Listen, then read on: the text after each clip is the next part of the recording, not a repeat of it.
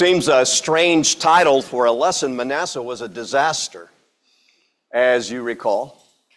Probably of all the kings of Judah, if you're going to rank them, he was the worst. The bottom of the barrel. In fact, it was during his reign that God finally said, once and for all, that's it, folks. I'm done. I am about to wipe you clean. Like a dish that's turned upside down and is wiped. There's going to be nothing left. The remarkable thing about Manasseh is that he had a really good daddy. You remember his daddy, don't you? His daddy was good King Hezekiah.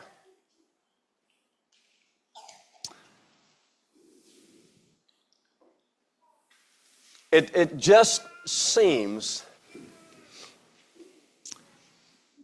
that in the family of Hezekiah,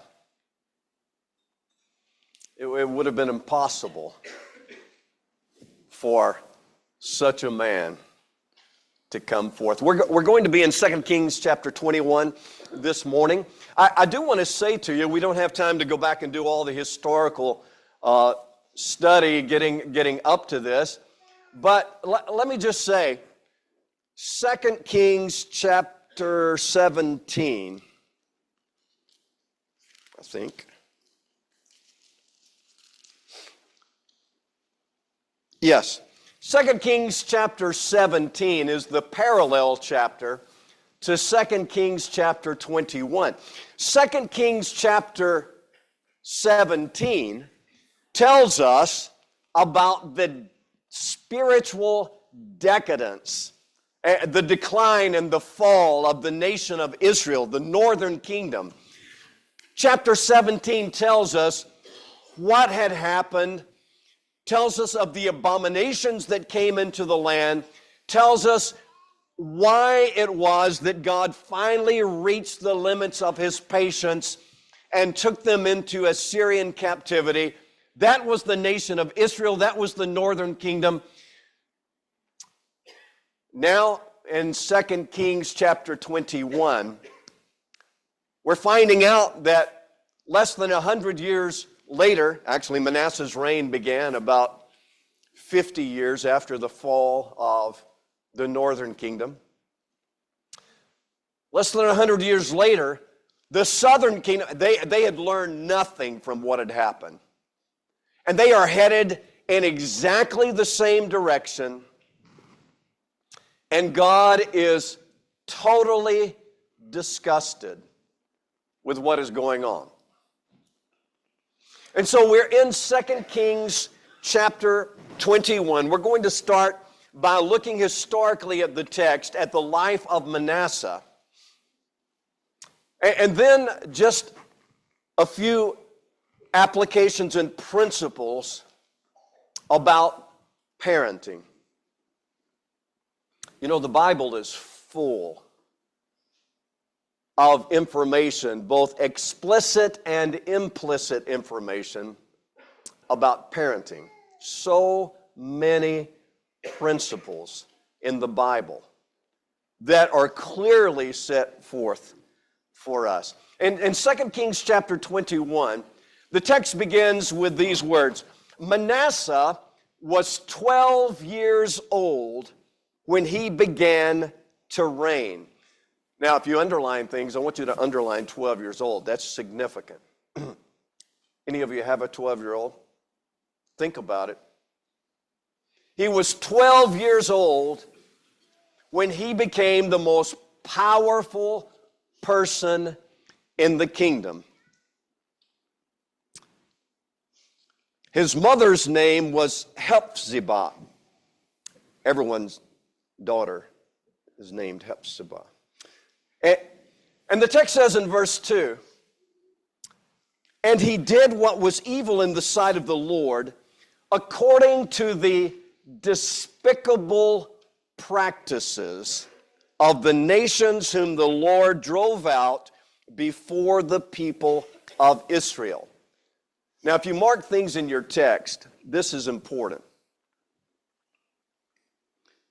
I'm talking about if you do literary markers in your text to help you encapsulate a particular text. That expression, despicable practices, if you have a different translation, you may be reading the word abomination, because it's the same word in the original language. We're talking about that which was utterly reprehensible in the sight of the Lord. It was despicable. Manasseh did what was evil in the sight of the Lord according to the despicable practices, the abominations of the nations that had been driven out for the people of Israel. They were now doing the very sins for which God had kicked out all of those pagan nations, the Hittites, the Jebusites, the Canaanites. You remember the Amorites, all of those that were wiped out of the land as God's people were coming in. Now, the Holy Spirit is telling us, not only had God's people become unfaithful to God, but they were now practicing the very things for which God had driven out the people. Now, we're going to continue reading, but for the moment, I want you to drop down to verse 11.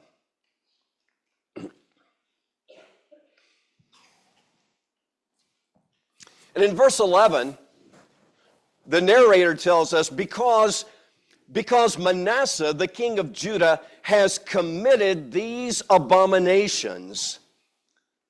You remember that word? These despicable practices. So I want you to make yourself a note there. Beside verse 2, make yourself a note to verse 11. Beside verse 11, where you've underlined or circled abominations, make yourself a note to verse 2. Those two literary markers become bookends. And what those things tell us is everything, for the most part, everything that's going to fall in between this section of text has to do with the explanation of the despicable practices, the abominations. Manasseh did what was evil in the sight of the Lord. The very despicable acts that the nations, the pagan nations, had been guilty of. Verse 3. What were these abominations? Look, for he rebuilt the high places that Hezekiah, his father, had destroyed. And he erected altars for the Baal, and he made an Asherah, as Ahab, king of Israel, had done. And he worshiped all the host of heaven, and he served them. And he built altars in the house of the Lord. Do you see that? Not only is he erecting images of these pagan deities, but now, inside the house of the Lord, he is building altars to these pagan deities, of which the Lord had said, in Jerusalem I will put my name. And he built altars for all the host of heaven in the two courts of the house of the Lord. That would have been associated, a type of astrology worship, but it would have been associated with the worship of the Asherah. And he built altars for all the host of heaven in the two courts of the house of the Lord. Look at verse 6, underline it. And he burned his son as an offering. I want you to get some kind of sense of just how degraded, how demented the pagan worship was. So much so that they offered human sacrifice, and the human sacrifice they offered was that which should have been most precious to them. He burned his own son as a human offering and used fortune telling and omens, and he dealt with mediums and with wizards. And I want to say to you again, the Lord has never been neutral about sorcery and witchcraft and the occult. And folks, we need to be sure with all the entertainment that is available that our children have a clear understanding that the Lord has no tolerance for sorcery, witchcraft, and the occult as it pertains to satanic worship and pagan worship. He did much evil in the sight of the Lord, provoking him to anger, and the carved image of the Asherah that he had made, he set in the house of which the Lord said to David and to Solomon his son, in this house and in Jerusalem, which I have chosen out of all the tribes of Israel, I will put my name forever, and I will not cause the feet of Israel to wander any more out of the land that I gave to their fathers, if only, circle that, if only they will be careful to do according to all I've commanded. God said, I put my name there, and I put my people there, and I will keep them there, and I will sustain them there, and they will never have to wander again if only they will be careful to do according to all that I have commanded them, and according to all the law that my servant Moses commanded them. Verse 9, big red circle, but they did not listen. What is the verb? Listen. They did not listen.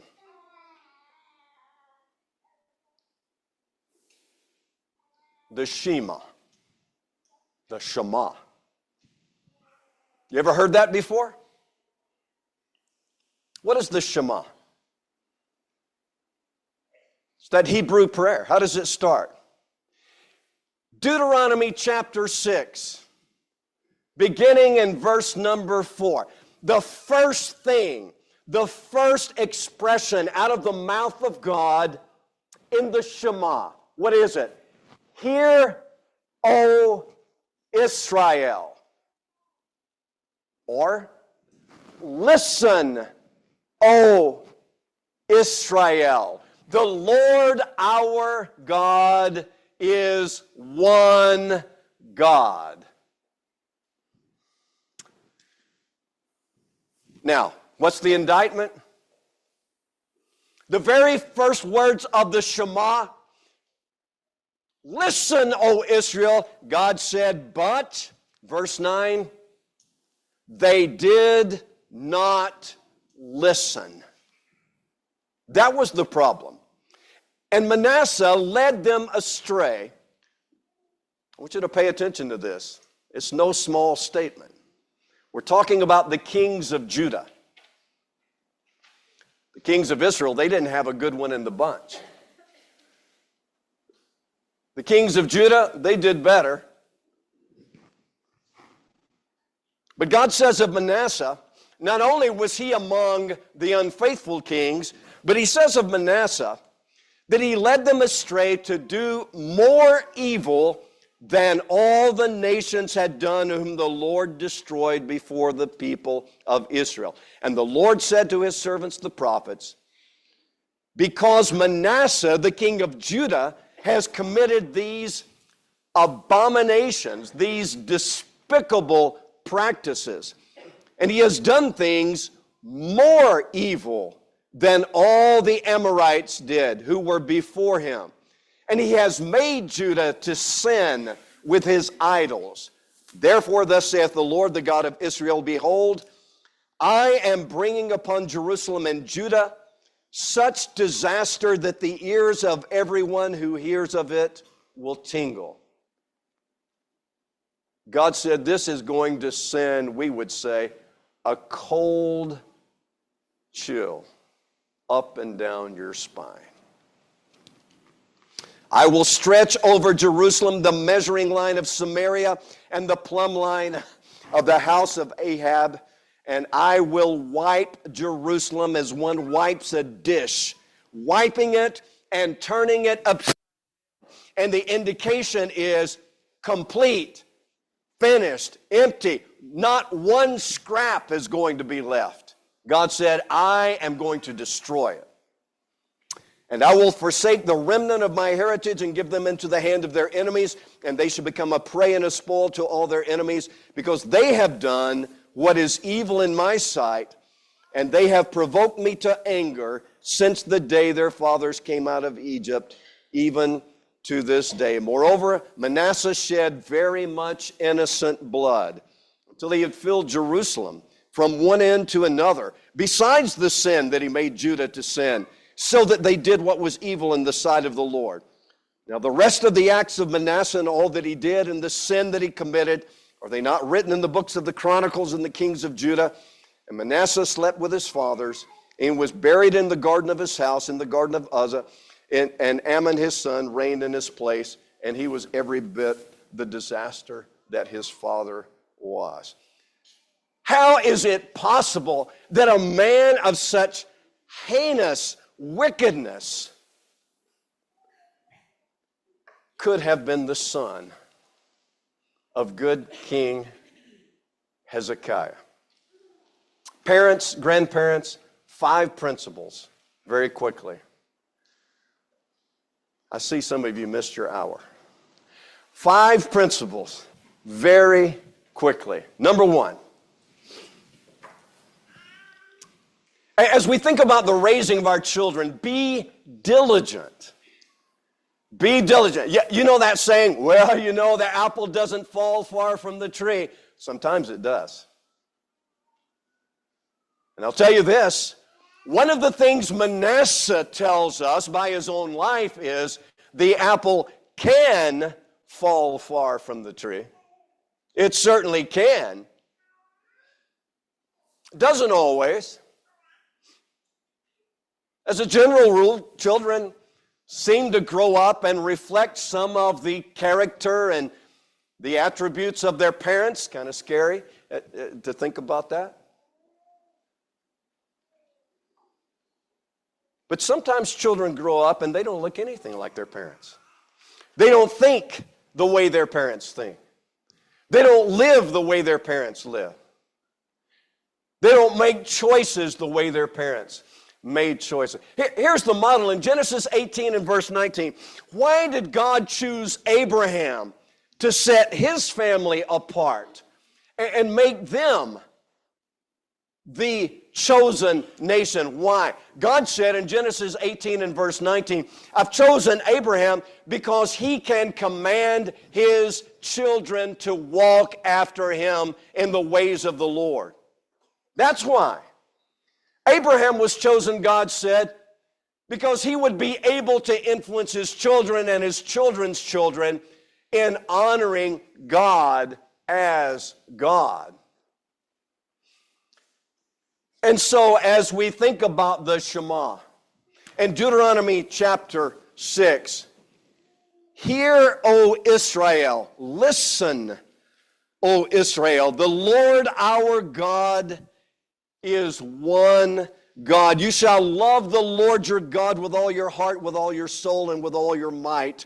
And these words that I command you today shall be on your heart, and you shall teach them diligently to your children. What do you mean, teach them diligent?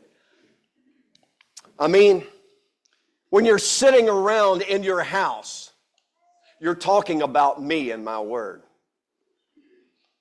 I mean, when you're walking by the way, you're thinking about me and talking about my creation. I'm talking about when you go to bed at night. The prayer on your lips is a prayer to me, the giver and sustainer of your life. And when you rise up in the morning, you're talking about me. This was the diligence God was talking about. God said, I chose Abraham because he would be able to command his children to walk after me. God said in the Shema, you teach your children, be diligent about this. Judges chapter 2, what we find out is that even though we have a job to do, we don't always get the job done. As long as Joshua was alive and those of that generation lived, the people were faithful. You know, those old people, they had faith. But there arose a generation after them who knew not the Lord, nor yet the mighty works that he had wrought for Israel. There was the problem. There was the problem. Hezekiah was a king who loved God. He made a serious mistake in his life toward the end of his life, and he showed the treasures of the kingdom to his visitors. But Hezekiah was a man who honored God, he respected God, he loved God, he served God. But Hezekiah had a son who, for whatever reason, was nothing like him. Be careful, because the apple can fall far from the tree. Eli had sons. His sons were priests, Eli the high priest, and his sons were committing abominations right at the door of the tent of meeting. And God rebuked him for that and removed him for that reason. Samuel's sons came right along after him. And Samuel, though he was faithful to the Lord, and he was right there with Eli, when Eli was having all the problem with his sons, Samuel's sons turned out not to be people that were respectable, and the people rejected them. David, who had a heart for the Lord, he had a son named Absalom, who absolutely rebelled against God and against his father. What would Manasseh tell us? He would tell us to be diligent in teaching your children. Secondly, I think Manasseh would tell us that you need to be cautious with your children. Be cautious.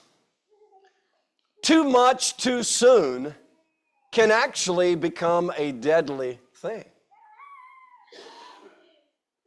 Do you remember the first thing you underlined in your text this morning?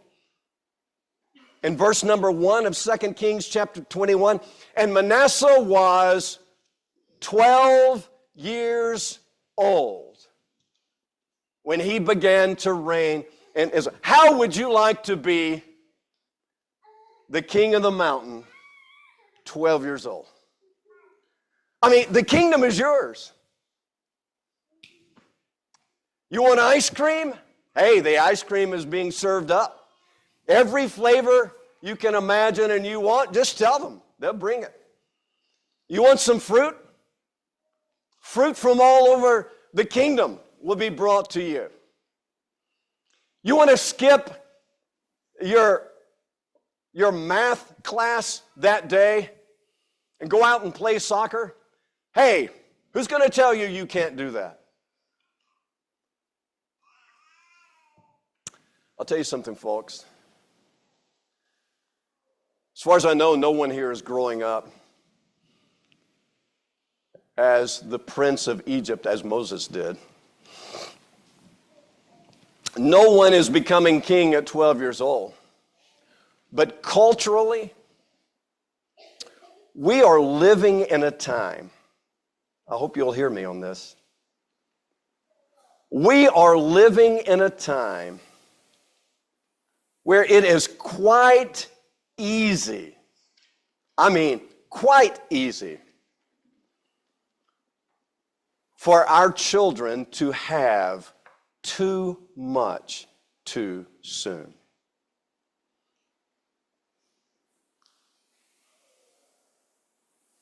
And I'll tell you, there's some things that a 12-year-old boy is not ready for. It didn't serve Manasseh well. Didn't serve him well.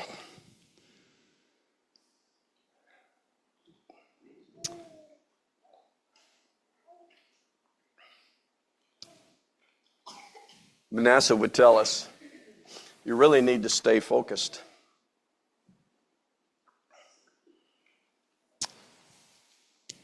He would tell us as parents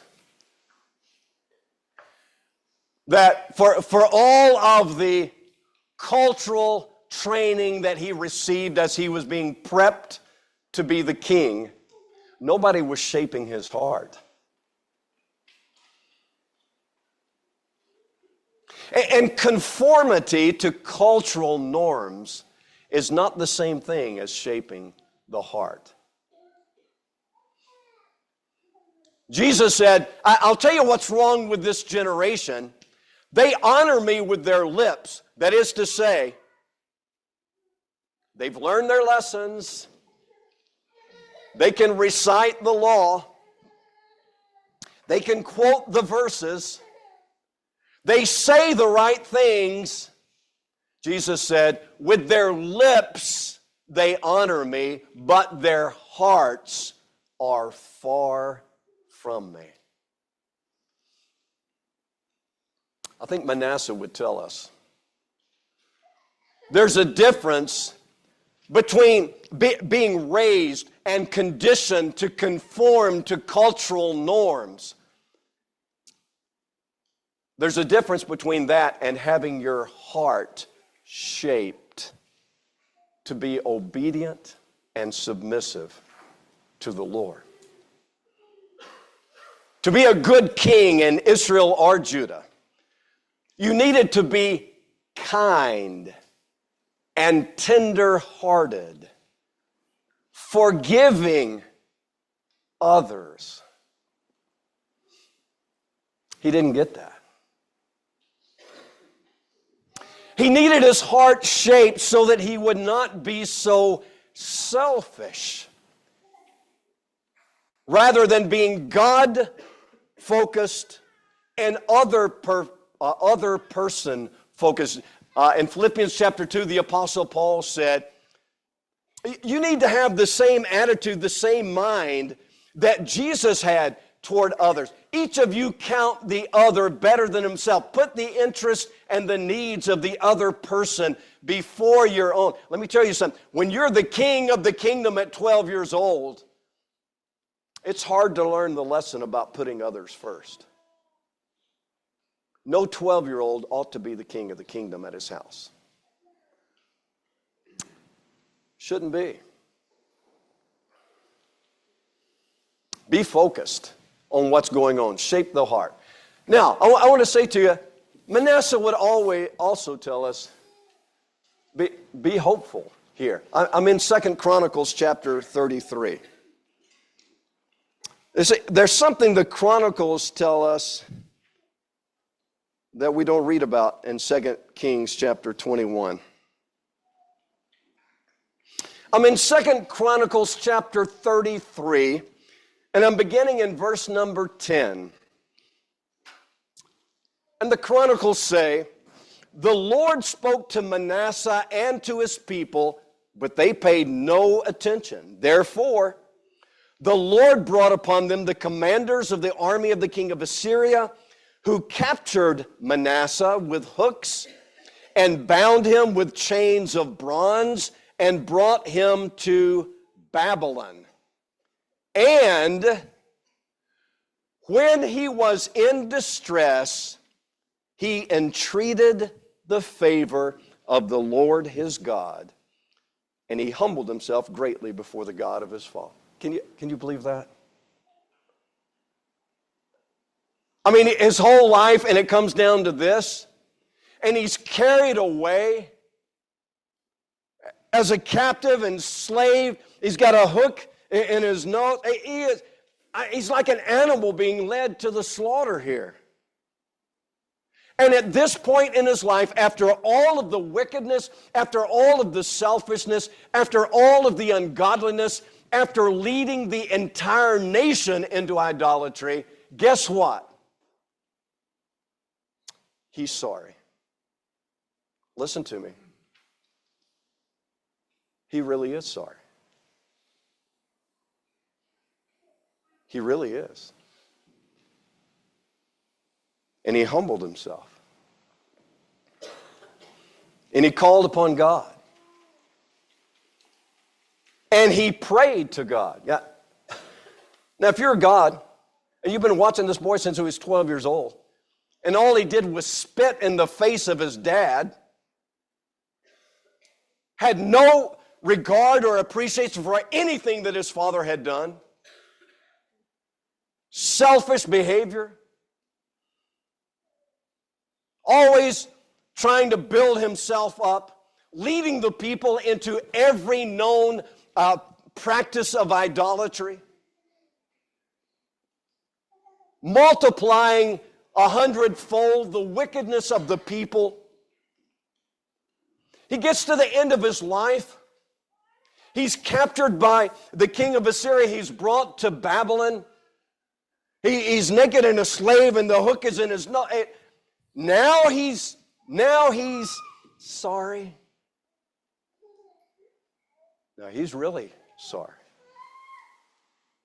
And he calls upon God. Do you think God would hear him? I mean, you think about how many years this has gone on. You think God would hear him? Listen to me. God did hear him. Do you think God would believe that his heart really changed? Yeah, God did believe that his heart really changed. And I'll tell you one thing that Manasseh would tell parents is, as long as there's life, there's hope. Don't give up on your children. Don't give up. The prodigal, it took him a while. It took him a while, and it took some hard days. But the time came when his heart changed. Never underestimate the power of God. Never underestimate the power of prayer. And never underestimate the ability to change course if you really want to. But be sobered about this. Manasseh did change. But you know what? He couldn't go back and change the people. He couldn't even go back and change his own children. Yeah, God heard his prayer. God believed that his heart turned. God understood all of that. But Manasseh came to the end of his life. He had spent so many years in rebellion to God, and now he's living with the consequences of the choices he made. I want to say something to you this morning. As long as there's life, there's hope. We are not going to ever give up. As long as there is life and hope. We're going to continue working. We're going to continue praying. We're going to continue seizing opportunities. But we're also going to be sobered by the fact that we have a job to do, and it begins right now. And we can't wait. We can't say, well, Manasseh, he lived like he wanted to. Then the end of his life, God took him back. He did. But what a price was paid for that. The years that he wasted. What wonderful opportunities we have to influence the lives of our children and grandchildren right now. To bring them to the Lord, to show them the way of the Lord, to give them the example of walking with the Lord, serving the Lord, praying to the Lord, living for the Lord. What wonderful opportunities. All bound up in the hope that was given us by the blood of Jesus, our Lord. If you're here this morning and not a Christian, what a wonderful opportunity today to confess the name of Jesus as the Son of the living God, to give your life to Him and to begin your walk with Him. And as a child of God, If you, like Manasseh, find yourself out there somewhere and you need to come back to the Lord, I'm telling you, the Lord knows your heart. He will receive you back. Don't wait too long. Make the choice and decision right now. While we stand and sing, we invite you to come.